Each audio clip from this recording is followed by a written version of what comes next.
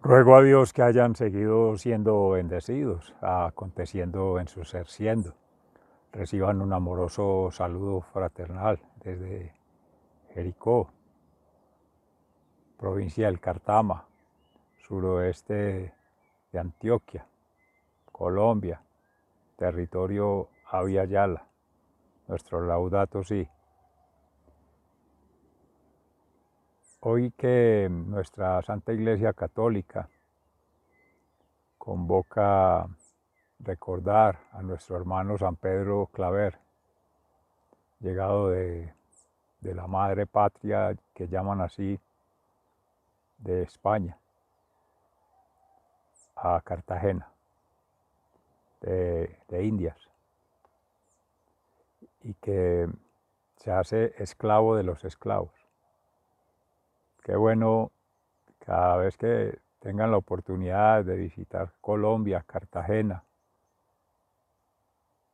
visiten la iglesia de San Pedro Claver, indaguen por su historia, su vida y obra, además de llegar a disfrutar del mar y de los placeres y obviamente de los lugares turísticos, también los lugares santos. En nuestra fundación Amayá, que es su fundación, la fundación de todos en ser universal, nos propone hoy el Evangelio precisamente de San Lucas, ese aspecto tan deplorable en la conducta humana, diría uno, de estar juzgando a otros. Pero más que deplorable, y me perdonan, amorosamente lo digo, es falta de maduración de nuestra responsabilidad como seres siendo testimonio de la verdad en Jesucristo. Nos llamamos cristianos, debemos hacer un enorme esfuerzo por hacer nuestro trabajo de conexión personal con la divinidad permanentemente y hacer el proceso individualmente, colectivamente con otros, pero acompañando, no compartiendo, no compitiendo, sirviendo a los demás. San Pedro Claver es un espejo allí, esclavo de los esclavos, ser servidores, perdón, amor y servicio. Y precisamente en San Pablo a los Corintios vamos a hacer toda la lectura de las libertades, porque esa es la verdadera libertad, no vivir con esclavitudes, de ese sojuzgamiento a los demás, el estar juzgando a otros, criticando a otros, mirando a otros. Quizás lo hacemos porque no lo hemos madurado, no lo hemos superado y queremos que el otro lo haga por nosotros. No, hay que madurar. Amorosamente lo digo, que hacer el trabajo, cada quien. ¿Acaso va a llegar el otro a por mí? ¿Acaso el otro es el que tiene la obligación conmigo? ¿Acaso el otro es el que tiene que responder por mis actos? Es personal. Antes se le agradece a quien por alguna razón se comporta de forma adversa a mis intereses, porque quizá el que esté equivocado sea yo, pensando en forma egoísta, pensando en el corto plazo, pensando de manera utilitarista. Mis amores, el Salmo 83 nos invita a dar gracias a Dios. Qué deseables son tus moradas, Señor de los universos. Vamos entonces que la palabra hoy nos inspire en la meditación. Como digo amorosamente, estas palabras iniciales son en persona para mí mismo y compartiendo con ustedes mismos en la medida en que lo asuman humildemente, amorosamente y propositivamente. O sea, no lo hago por regañar, como dice Pablito. Ahí nos va a decir en los Corintios. El apostolado se termina, el acompañar este proceso se termina, la palabra se queda en lo escrito, se queda en lo dictado, pero realmente cuando llega al corazón y se transforma es donde y se pone en obra como acción creadora, transforma al ser, es cuando se ve el efecto. Entonces, en la primera carta del apóstol San Pablo a los Corintios, en el capítulo 9, entre los versículos 1 y siguientes, el criterio de la libertad. Ejemplo de Pablo.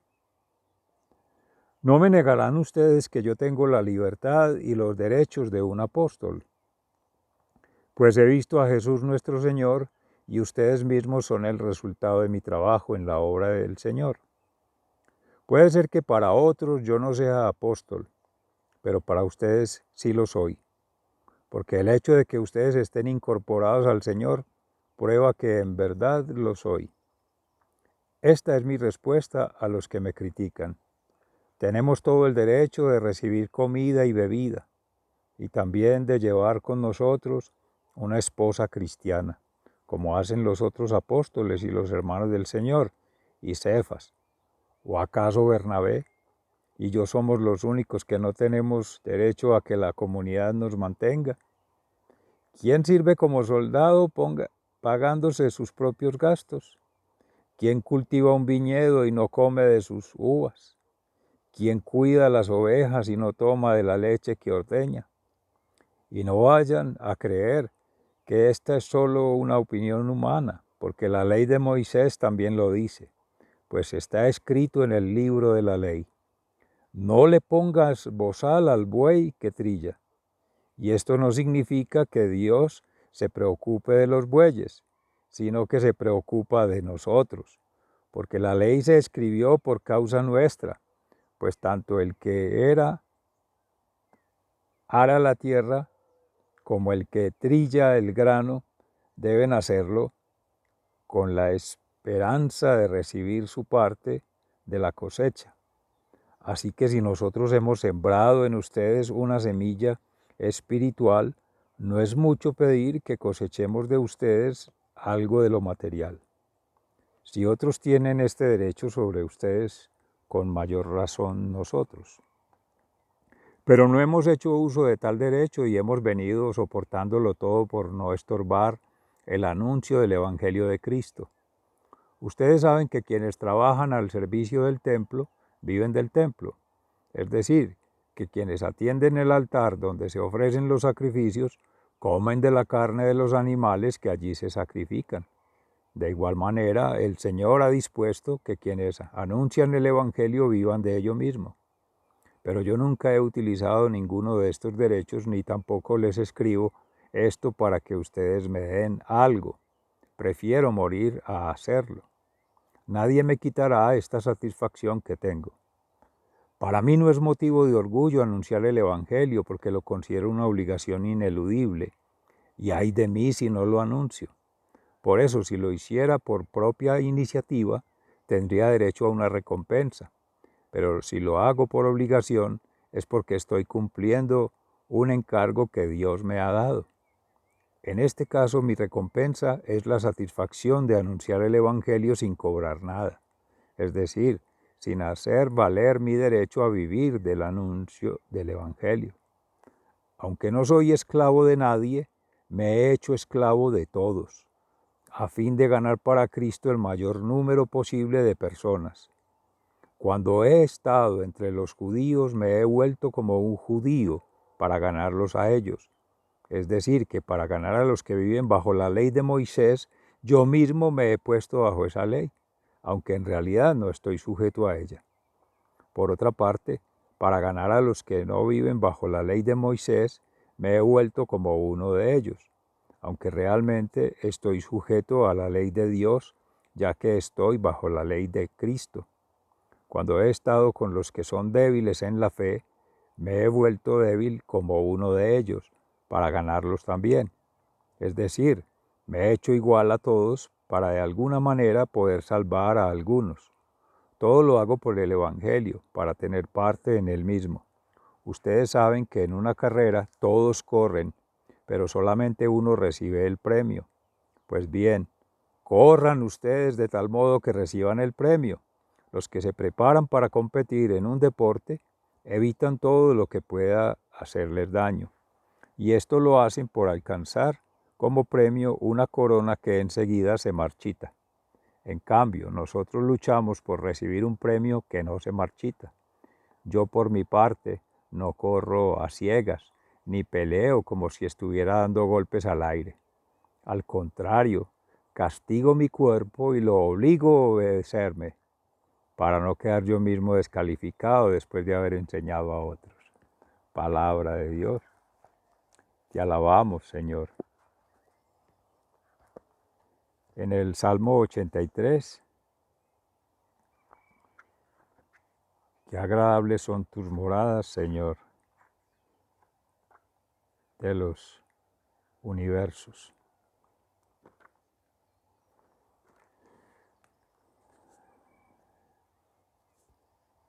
Es la oración pidiendo la intervención de Dios en el cántico del Salmo de Asaf. Oh Dios, que te quedes en silencio, no te quedes inmóvil y callado. Mira a tus enemigos, a los que te odian, alborotan y se rebelan contra ti. Han hecho planes astutos en contra de tu pueblo, en contra de tus protegidos. Han pensado venir a destruirnos, para que dejemos de existir como nación, para que no vuelva a recordarse el nombre de Israel.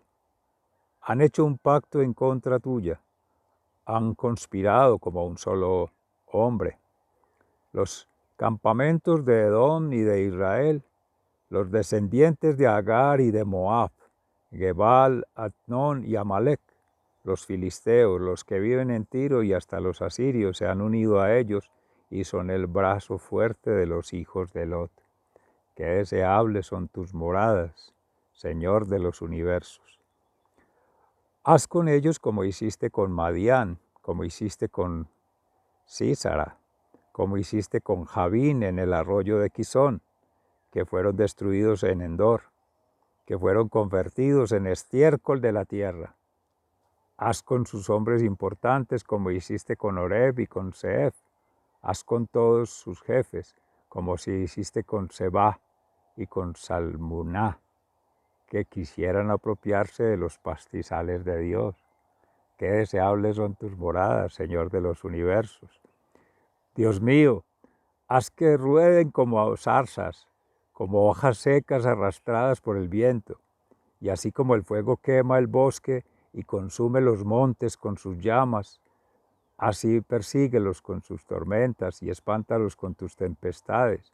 Avergüénzalos, Señor, para que recurran a ti, que sean avergonzados para siempre, que se avergüencen y mueran, que sepan que solo tú eres el Señor, que solo tú eres el Altísimo sobre toda la tierra.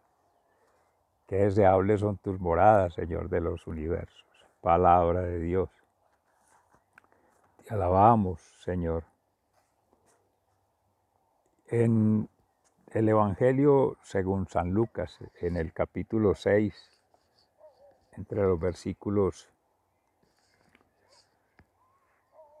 37 y siguientes,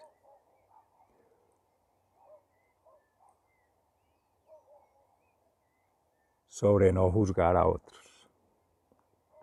No juzguen a otros y Dios no los juzgará a ustedes. No condenen a otros y Dios no los condenará a ustedes. Perdonen y Dios les perdonará. Den a otros y Dios les dará a ustedes. Les dará en su bolsa una medida buena, apretada, sacudida y repleta. Con la misma medida con que ustedes den a otros, Dios les devolverá a ustedes. Jesús les puso esta comparación. ¿Acaso puede un ciego servir de guía a otro ciego? ¿No caerán los dos en algún hoyo? Ningún discípulo es más que su maestro, y cuando termine sus estudios llegará a ser como su maestro. ¿Por qué te pones a mirar la astilla que tiene tu hermano en el ojo y no te fijas en el tronco que tienes en el tuyo? Y si no te das cuenta del tronco que tienen en tu propio ojo, ¿cómo te atreves a decir a tu hermano, hermano, déjame sacarte la astilla que tienes en el ojo? Hipócrita, saca primero el tronco de tu propio ojo, y así podrás ver bien para sacar la astilla que tiene tu hermano en el suyo. Palabra de Dios. Gloria a ti, Señor. Vamos en un vuelo y en las señales de emergencia, lo primero que le dicen las azafatas en la tripulación allí, en la aeronave, en las instrucciones, que van a caer unas mascarillas en caso de emergencia, que ojalá nunca se necesiten. Y lo primero que le dicen es aprenda a usarla usted para que pueda ayudar a salvar a otros. Y se supone llevas criaturas, llevas hijos, llevas familia. Pues bueno, nocete ipsum también, dice por allá en las pirámides de Keops, conócete a ti mismo y conocerás las leyes que rigen el universo. Y hay muchas sentencias, pues, muchas declaraciones, muchas palabras, pero vamos a quedarnos con la palabra de nuestro Señor Jesucristo, que es un maestro. Él sabe en la conciencia, todos somos hijos de Dios, en el amor, y Él como testimonio de la verdad, acompañando el proceso, y en gracia del Espíritu Santo, todos los hijos de Dios, hijos de Israel, de la Jerusalén antigua, y ahora que seguimos siendo, de gracia a Dios, hijos. 1.200 millones de cristianos católicos, la Iglesia Universal, pero vamos a mirar qué es eso de universal. Mal contados. Por eso las 12 tribus de Israel,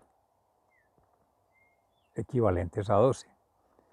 En ese libro, Pedro Justo Berrío, El Buen Dios, ahí está en internet la página, de Antonio Pagola, aproximaciones al conocimiento de Jesús, de Nazaret. Y en ese espacio decía eso, porque entonces 12 tribus, entonces todos seguimos siendo por tribus, respondiendo por una comunidad cristiana, que hay que distribuirla proporcionalmente con todo y las partes, todos haciendo su proceso, cada uno, pero todos interconectados, según su talento, su gracia, sus dones del Espíritu Santo. En lo que es esencial, en todo ello se comparte. Necesidades humanas, en cualquier parte del mundo, en cualquier momento de la historia, en cualquier lugar del planeta, las necesidades humanas siempre son las mismas. Y la primera es necesidades espirituales, la necesidad de trascender, la necesidad de un Dios. Amén. Le decía la señora a la samaritana, bebe esta agua y tendrás vida eterna, agua que nunca te dejará tener sed. En cambio el agua humana, pues de la tierra, te dará sed. El agua que bebemos para el cuerpo. Pero esa es la tercera necesidad, la del cuerpo. Y hay otras intermedias que son las necesidades del conocimiento, del intelecto, que en gracia de Dios mencionamos ayer con el asunto del paraíso. Querer estar por encima de la sabiduría de Dios, que es la nutrición principal, y ponerle el conocimiento humano, que es una nutrición secundaria. Está bien, conocimiento humano. La pregunta es, ¿qué conocimiento? ¿Cómo se tiene ese conocimiento? ¿Y para qué? La significación, el sentido de la vida, el significado que le pones a ese conocimiento, para el servicio de quién.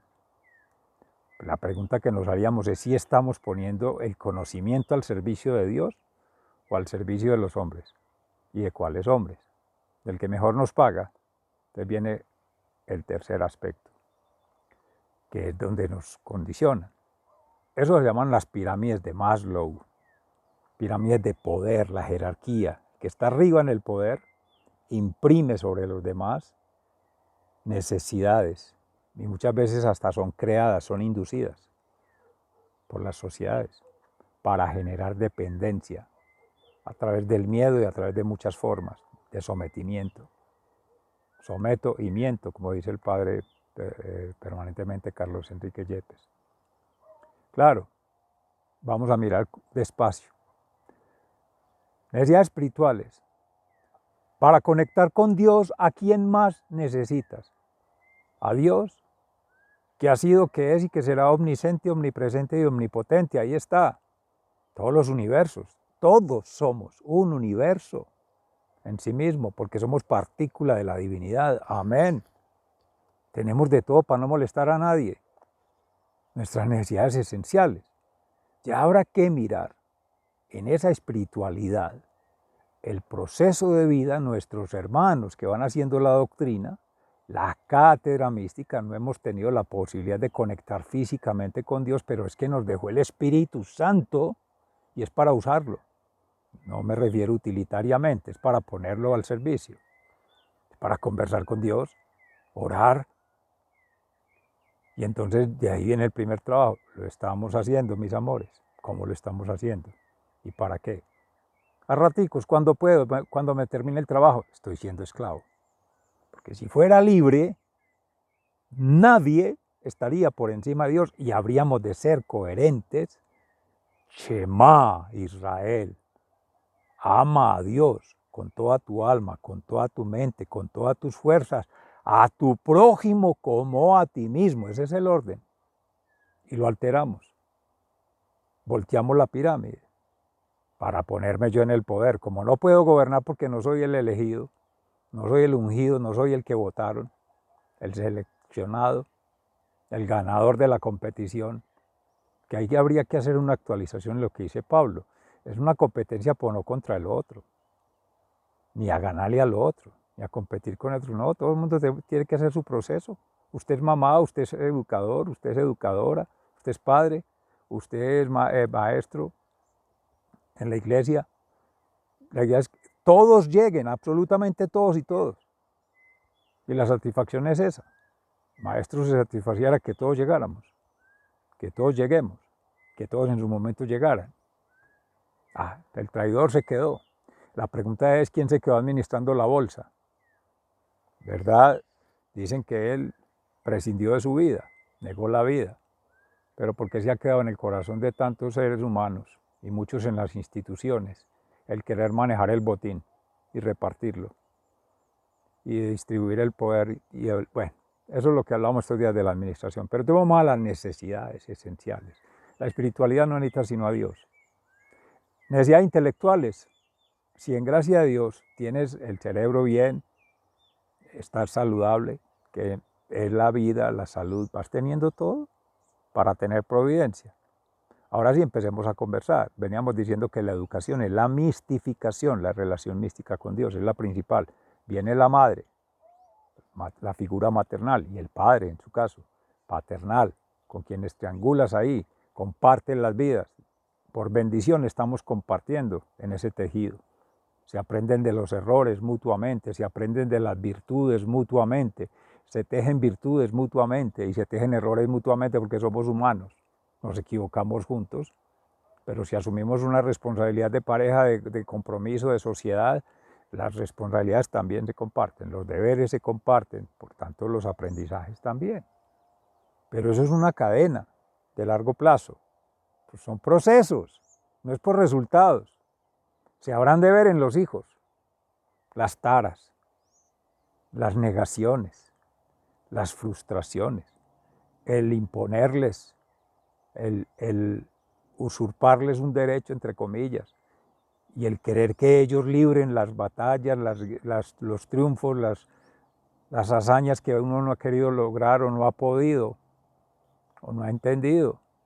¿Por qué? Porque no las ponemos en Dios y seguimos imponiéndole a Dios que se haga tu voluntad, pero mira, el proyecto que yo quiero hacer, momentico, no dijiste que es mi voluntad, yo no quiero el proyecto, ni lo quiero como vos lo querés, ni para lo que vos lo querés, no, lo quiero así y así, así, te desmonta todo en un segundo. Es la primera necesidad espiritual, entonces ya te abstienes de otras cosas porque es la voluntad de Él. Él te va a dar todo lo que necesitas, porque Él no necesita nada material, completamente espiritual, ni wifi, ni internet, no, al corazón te llega. ¿Por qué no conectamos desde ahí? Entonces vienen las necesidades intelectuales, una carrera, una formación, sí. Vaya pregunte, toda la experiencia de formación en la vida universitaria. ¿Qué se está formando la persona para competir, para adquirir un título, para conseguir recursos y para entrar en la sociedad de consumo. Mire qué la vuelta tan innecesaria. La pregunta es, ¿cuál es tu realidad? ¿Cuál es tu mundo? ¿Cuál es tu familia? ¿En qué forma viven? ¿Cuáles son los estilos de vida? Si es eso que estás buscando, ¿de qué forma han satisfecho sus necesidades? Tuvimos una pandemia, bendito Dios. Pregunta, ¿quién realmente hizo un ejercicio íntimo, místico, de conexión con Dios y saber qué necesidad espiritual, intelectual y material necesita satisfacer y lo puede hacer por sí solo para no molestar a nadie? Todos estábamos esperando, rogando, muertos del miedo, que esto pasara, que nos afectara, y oramos mucho por nuestros hermanos, seres amados que han faltado, que han estado enfermos, que todo eso. Pero quienes teníamos la obligación, la responsabilidad de pensar en cómo liberarnos de eso, mientras otros estaban pensando cómo someterlos más, cómo hacer que dependan más. No, tranquilos, les vamos a llevar toda la casa. El campesino sigue produciéndole la comida. Los médicos están, no superhéroes, están metidos en el hospital para que usted no se enferme. Y le estamos mandando todos los medicamentos, todas las preguntas y las... ¿Quién dijo que necesitaba esos medicamentos? ¿Quién dijo que era ese servicio de salud? Ayer daban una conferencia en la Facultad de Salud Pública sobre eso, sobre la reforma a la Ley de Seguridad Social. Y se vienen cosas que siempre son lo mismo. Dinero, recursos financieros, la salud, el maestro, sacerdote y médico eterno es Jesucristo. La salud de alma, mente y cuerpo. Hemos hecho un ejercicio de saber realmente qué necesitamos de lo que provee un servicio de salud. Porque esos no son servicios de salud, son servicios de enfermedad. Incluso llevan a que la gente se enferme. Perdón, bendito Dios, pero hacia ese punto llegan, a crearle la necesidad de los medicamentos. Por ahí mandaron un mensaje en WhatsApp que está muy chistoso. Pastillas con nombres raros, medicamentos con un montón de nombres raros para un señor jubilado. Y lo ponen a que tome eso y al tiempo muere. Y la señora dice que es la que lo había mandado del médico. ¿Qué tal si no le hubiera dicho a tiempo para que empezara a hacer el tratamiento? Pues parece simpático, el señor hasta se reía. Pero eso es el servicio de salud y lo ponemos broma. Pasa en nuestra sociedad. Mis amores, hay muchas maneras de uno poder llegar a eso, pero precisamente cuando estamos en ese proceso de satisfacción de necesidades, la sociedad nos lleva a competir y a mirar en el otro, a estar sojuzgando, juzgando comportamientos, actitudes, vicisitudes en el otro. No, cada uno tiene que hacer su trabajo. Podemos llegar, todos vamos a llegar a la meta, que es el cielo, bendito Dios. Y agradecemos a quienes nos corrigen de manera fraterna, personal, pensando en el bien, con bendición, pensando en prosperidad, como hace una madre con todos sus hijos. ¿Por quién doblan las campanas? Por ti, por mí, por todos. Catedral de Nuestra Señora de las Mercedes, nuestra Santa Madre Laura Montoya. Todos deben satisfacer sus necesidades. La necesidad de compararse con el otro. Eso es un asunto que ya en la psicología, en la filosofía se estudia mucho. Es por otros comportamientos adversos que no son sanos. De sentir envidia, de sentir inmadurez, de no querer aceptar que el que tiene que hacer el trabajo es uno, no el otro. El cambio climático no va a cambiar, y que no cambie el clima, porque entonces se cambia la creación. Que tienes que cambiar uno la actitud. ¿No le gusta el frío? Pues no aguante frío. ¿No le gusta el calor? Pues no aguante calor. Que se tiene que adaptar siempre y cuando no sea impuesto, porque si es una cosa que lo están forzando, condiciones extremas por el uso, la explotación, el abuso de los recursos naturales, deforestación y daños, pues eso hay que denunciarlo. Uno no se puede quedar callado con eso, porque por omisión se está afectando y está afectando a otro. Entonces usted se tiene que adaptar a que el otro haga el daño. Preguntas. Eso ya tiene que ver con asuntos de conciencia, es la moral, la ética y el momento de acción. Poner por obra la palabra. es que nos manda a ser veedores, acompañar en los cuidados. Cerrando ahí con lo que decía Pablo, era eso, en los Corintios, la libertad es de conciencia, que en los lugares sagrados, pues primero las necesidades espirituales, y se han hecho preguntas históricamente, incluso nuestro hermano Martín, iba a decir Martín Lutero, ¿sí? Precisamente se separa de la Iglesia Católica por el tema de los, se puede llamar ahora diezmos, ¿cierto? Las donaciones, las contribuciones a la Iglesia. Se ha creado una dependencia alrededor de eso, del dinero, y de que ese es el recurso. Son las circunstancias en cada contexto. Y pues satisfacer necesidades en comunidad, claro, implica que si usted está pensando en todo, siendo parte de ese todo, tiene satisfechas sus necesidades. Los otros son ya consideraciones de escritorio, como se dice, de oficina, de poner unos porcentajes. Bueno, los hablan mejor los economistas, los administradores, los que manejan negocios, cómo se hace esa repartición. Pero si uno lo miraría en criterios de una sana distribución, simplemente con la palabra de Dios, providencia, la palabra da vida y es bendición, y la prosperidad llega, lo demás llega por añadidura. Lo material, como decía Francisco de Asís, querer poco y lo poco que quiero, quererlo poco.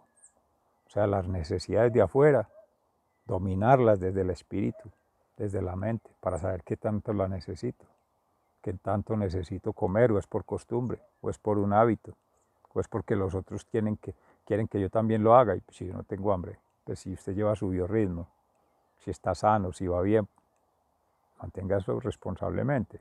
Que el ayuno, hay gente que ni come, vive en ayunas, y hemos hecho ese trabajo de decir, no, venga, hoy no voy a comer, no que sea la cuaresma, todos los días.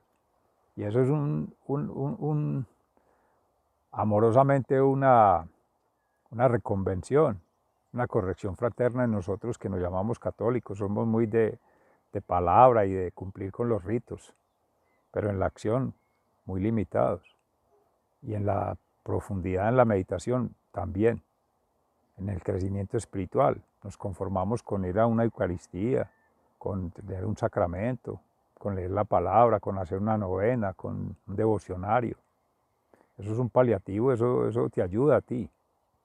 Y es poquito, porque realmente lo que ayuda es lo que hacía nuestro Señor Jesucristo, poner por obra la palabra y aportar en esa transformación. Él es el que salva, pero nosotros acompañamos en el proceso de salvación, en la pesca, pescando almas para que Él haga la restauración. Mis amores, sigan siendo bendecidos, se les ama fraternalmente, y Dios mediante mañana conectamos. Muchas gracias por su ser siendo, por su espacio-tiempo compartido, y por estar siempre atentos. Hasta pronto.